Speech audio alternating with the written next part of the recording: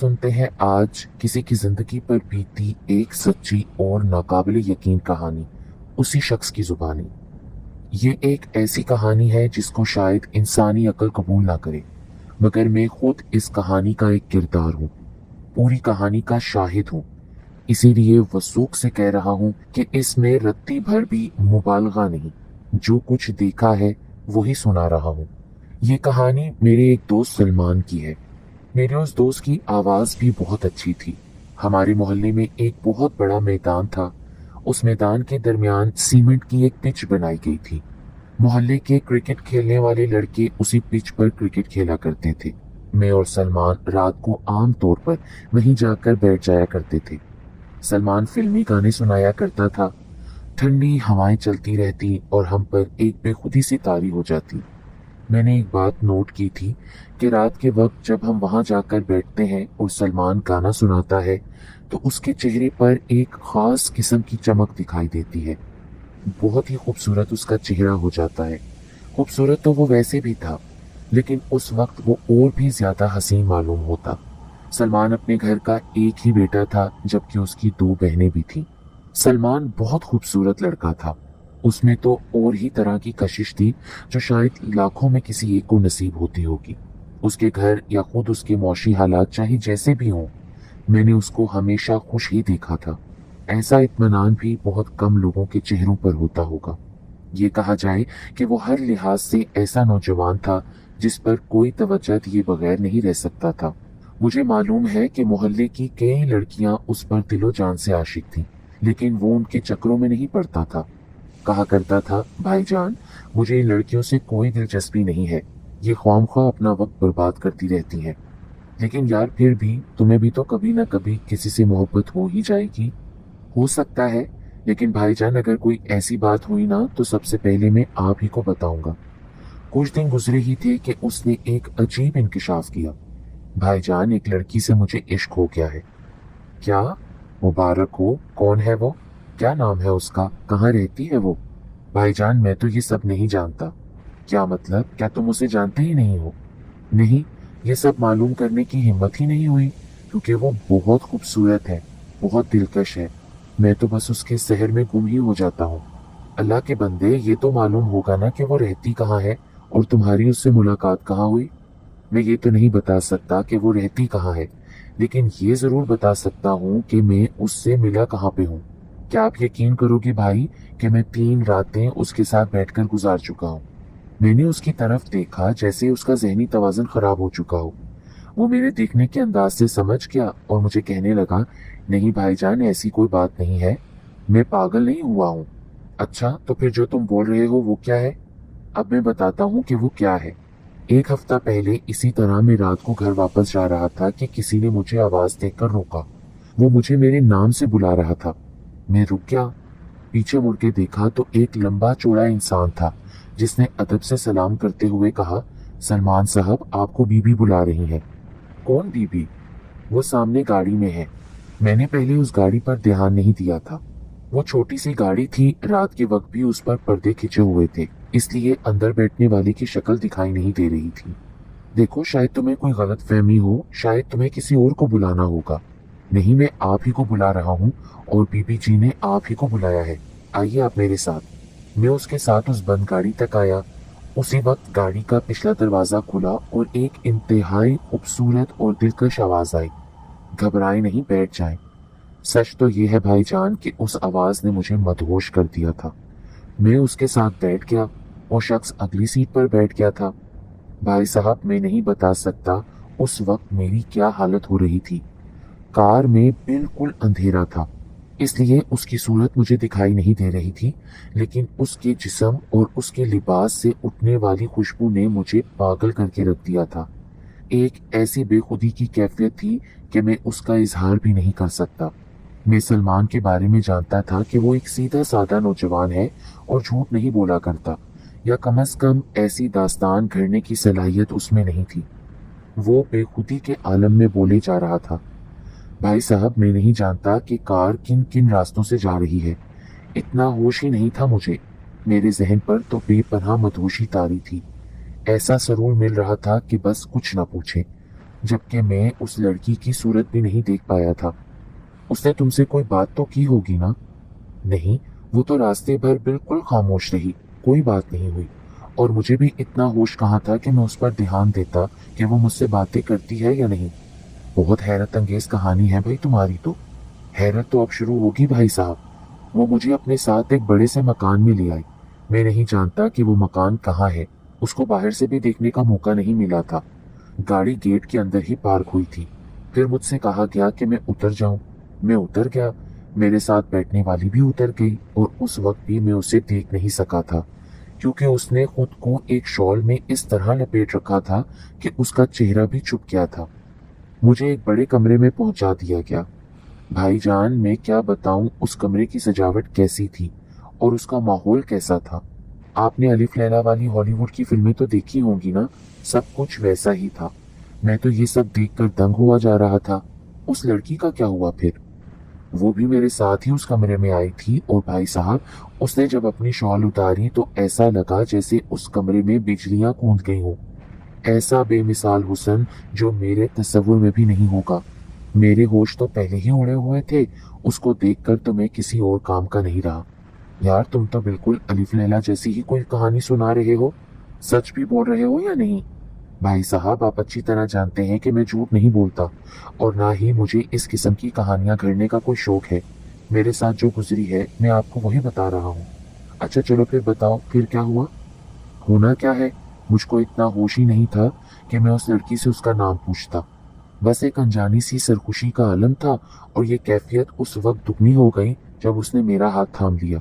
सलमान पर तो शायद अभी तक सरशारी की कैफियत थी, इसीलिए वो बोलते बोलते खामोश हो जाता। मेरे उकसाने पर उसने बताया वो रात उसी तरह गुजर गई। हम दोनों एक दूसरे के साथ बैठे रहे। फिर उसने पीने के लिए कोई शरबत दिया। उसकी लज्जत भी अभी तक मेरे होंठों पर है। और जब रात गुजरने लगी तो उसके आदमी मुझे दोबारा मेरे घर के पास उसी गाड़ी में उतार गए। यार, अजीब कहानी है तुम्हारी। हाँ भाईजान, मैं अब तक 3 बार उसके पास जा सका हूँ, बल्कि वो खुद ही मुझे बुलाती रही है। मैं सलमान की बात को मान भी रहा था और कुछ यकीन आ भी नहीं रहा था। ऐसी कौन सी पुरस्कार लड़की हो सकती है जो इस तरह से किसी नौजवान के पीछे पड़ जाए और उसको अपने घर बुला लिया करे। बहरहाल, उस दिन के बाद कई दिनों तक सलमान से मुलाकात नहीं हुई। एक दिन मिला तो मैंने उसमें एक अजीब सी तब्दीली महसूस की। वो कुछ कमजोर दिखाई दे रहा था। क्या बात है यार, खैरियत तो है? तुम कुछ बीमार से लग रहे हो। भाईजान, मैं खुद आपसे मिलकर आपको सब कुछ बताना चाहता था। अब मुझे उस लड़की से डर लगने लगा है। अरे, किस बात का डर? पता नहीं क्यों। फिर उसने एक झुरझुरी ली। असल में भाईजान, वो हर दूसरी रात मुझे अपने पास बुला लेती है और मैं उसके साथ साथ सारी रात गुजारने के लिए मजबूर हो जाता हूँ। एक बात बताओ, क्या उसके साथ तुम्हारा कोई जिस्मानी ताल्लुक भी होता है?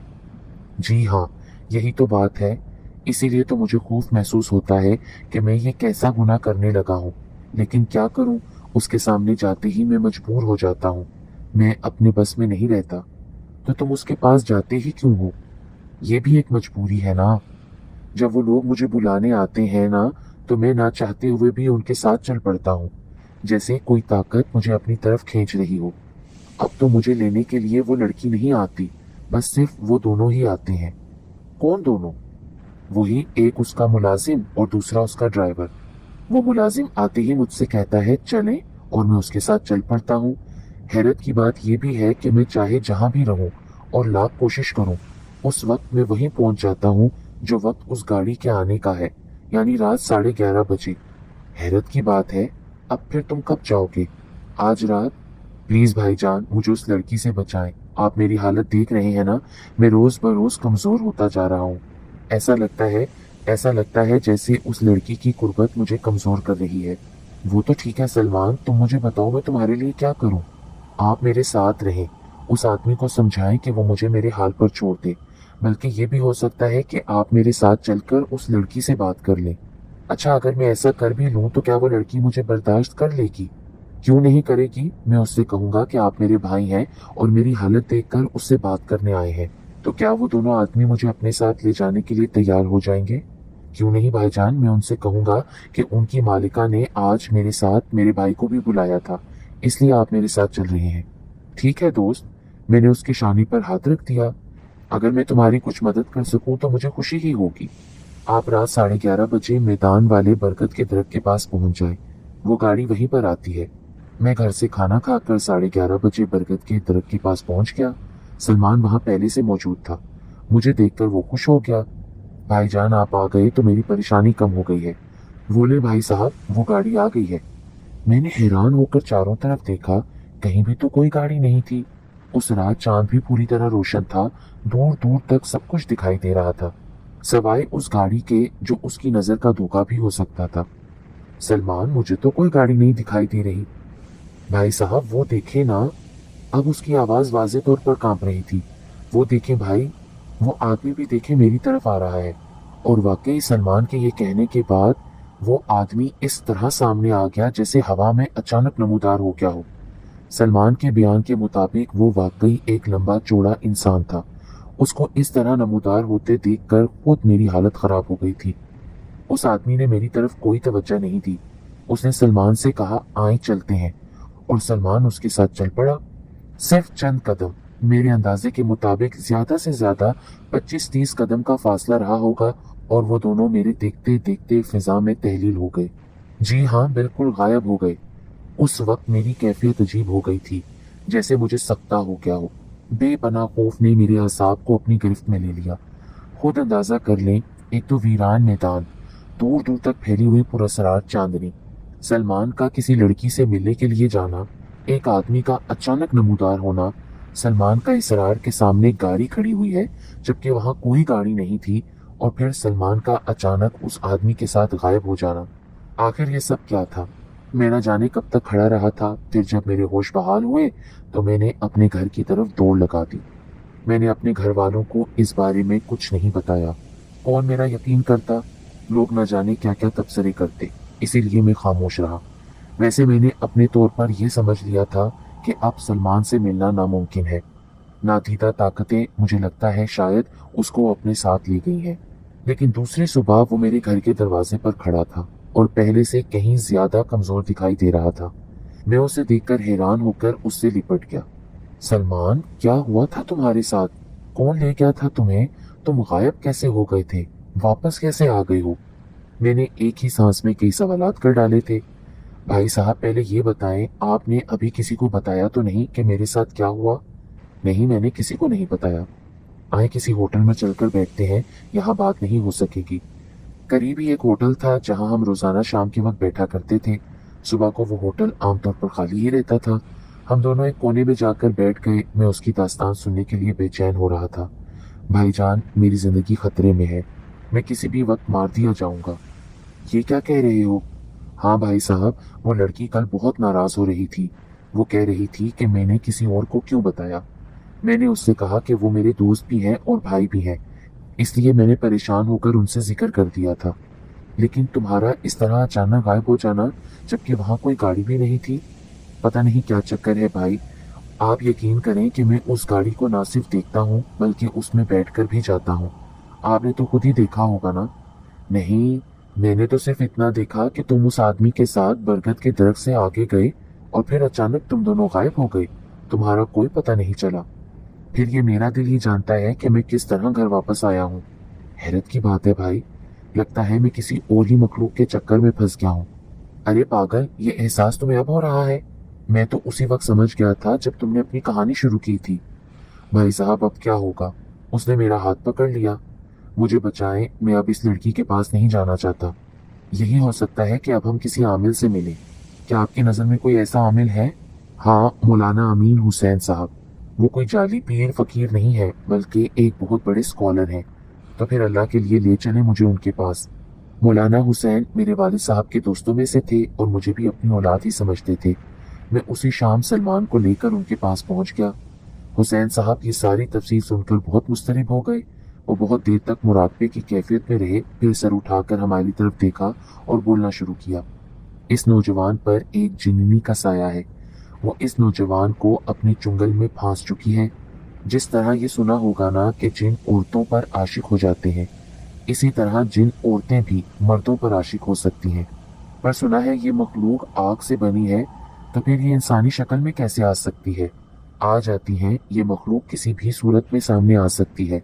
अब ये सवाल पैदा होता है कि इस नौजवान की जान कैसे छुड़ाई जाए। मौलाना साहब, जिस वक्त मेरे जाने का वक्त होता है ना, उस वक्त मैं अपने कंट्रोल में नहीं रहता। कोई ताकत मुझे खींचती हुई ले जाती है। सलमान ने मौलाना हुसैन साहब से बात की। हाँ, ऐसा ही होता होगा। इस मखलूक को अल्लाह ने बहुत ताकत दी है, तो फिर क्या मैं कभी इसे निजात पा सकूंगा कि नहीं? मायूस मत हो, मैं तुम्हें चंद वजीफे बताता हूँ, वो तुम्हें खुद पढ़ने होंगे। अल्लाह जाने मैं ये सब कर भी सकूंगा या नहीं। क्या कोई और मेरी जगह नहीं कर सकता? अरे पागल हो गए हो, करना तो तुम ही को है। हुसैन साहब जरा गुस्से से बोले। एक अजीब तस्वुर है कि फलां साहब मेरे लिए वजीफे पढ़ दें तो मैं परेशानी से बाहर निकल आऊंगा। ऐसा कभी हुआ है कि बीमार आप हैं और दवा कोई और खा रहा है? फिर हुसैन साहब ने चंद वजीफे बताकर कहा कि यह अल्लाह का कलाम है, ये तुम्हारे गिर्द एक हिसार कायम कर देगा। अल्लाह ने चाहा तो वो बलाएं इस हसार के अंदर नहीं आ सकेंगी, और ना ही कोई ऐसी ताकत होगी जो तुम्हें जबरदस्ती अपने साथ उस लड़की के पास ले जाएगी। फिर हम मौलाना साहब से इजाजत लेकर वापस आ गए। सलमान की अजीब कैफियत हो रही थी। वो पुरुमीद भी था और मायूस भी। कभी कहता कि उसे यकीन है कि उसकी जान छूट जाएगी, और कभी कहता कि नहीं, बहुत मुश्किल है। मैंने उसे कहा कि तुम हुसैन साहब की बातों पर अमल करके तो देखो। हाँ, वो तो करना ही होगा अब। उसके बाद कई दिनों तक मेरी उससे मुलाकात नहीं हुई। मैंने उसे खुद ही मशवरा दिया था कि मगरिब के बाद से घर से बाहर ना निकले, अपने आप को घर में पाबंद कर ले। अगर घर वाले पूछे तो भी कुछ न बताए, और मुसलसल वजीफे पढ़ता रहे। इसीलिए वो एक हफ्ते तक नजर नहीं आया। एक दिन मैं खुद ही उसकी खैरियत मालूम करने उसके घर पहुंच गया। वो घर पर ही था और बहुत हशाश बशाश था। उसका पुराना हुस्न वापस आ गया था। इंतहाई कमजोरी के जो आसार थे वो भी अब खत्म हो गए थे। वो मुझे अपने कमरे में ले आया। भाईजान, मैंने कहा था ना कि आपकी वजह से मेरी जान छूट जाएगी, वही हुआ। आपने मुझे मौलाना साहब से मिलवा दिया। अब मैं बिल्कुल ठीक हूँ। अब कोई मेरे करीब नहीं आता, कोई ताकत मुझे अपनी तरफ नहीं खींचती। मेरे लिए अब सब ठीक हो गया है। मुबारक हो, पर तुम पढ़ाई करते रहना, गाफिल मत हो जाना, और रात के वक्त निकलने से एहतियात करना। फिर मैं उसके पास कुछ देर बैठकर वापस आ गया। उसमें तब्दीली देखकर मुझे बहुत खुशी हुई थी। दूसरी रात को मेरे साथ एक वाकया पेश आया। मैं उस रात अपने मामूल के मुताबिक उस मैदान से गुजरता हुआ अपने घर की तरफ जा रहा था कि अचानक वही आदमी नमूदार हो गया जो सलमान को ले जाया करता था। मैंने एक नजर में उसे पहचान लिया। मेरा दिल तो जैसे धड़कना ही भूल गया हो। पाँव जैसे जम कर रह गए थे। वो मेरे पास आ गया। मुझे कहने लगा, कहाँ जा रहे हो?